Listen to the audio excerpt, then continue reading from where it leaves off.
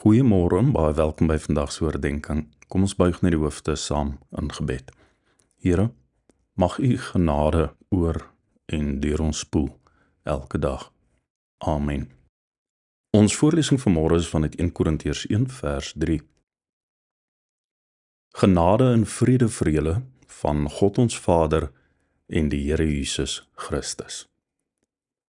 Ons dink vandag vir 'n oomblik na oor genade. Dit is interessant dat Paulus genade 'n reflektiewe karakter gee in sy brief. Aan die een kant sê dit iets oor God en aan die ander kant word dit deur die mens gereflekteer. Paulus gebruik genade om te wys na die karakter van God, die gawes wat hy gee en die toeganklikheid daarvan. Hy verduidelik met ander woorde die wie, die wat en die hoe van God. Wie is God? Hy is die genadige God. Wat gee God? Hy gee genadegawes. Hoe gee God? Hy gee vrylik in Christus.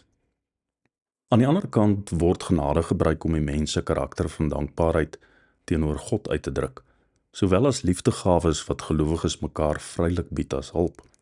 Hy verduidelik aan gelowiges met ander woorde die wie, die wat en die hoe van hulle eie lewe. Dan wanneer hy sy brief afsluit, gebruik hy die woorde: die genade van die Here Jesus sal by julle wees. Ek verstaan nie eenvoudig dat ons 'n refleksie van God se karakter, sy gawes en toeganklikheid sal verteenwoordig deur Christus wat in ons woon. Here Jesus Christus, mag U genade met elkeen wees. Amen.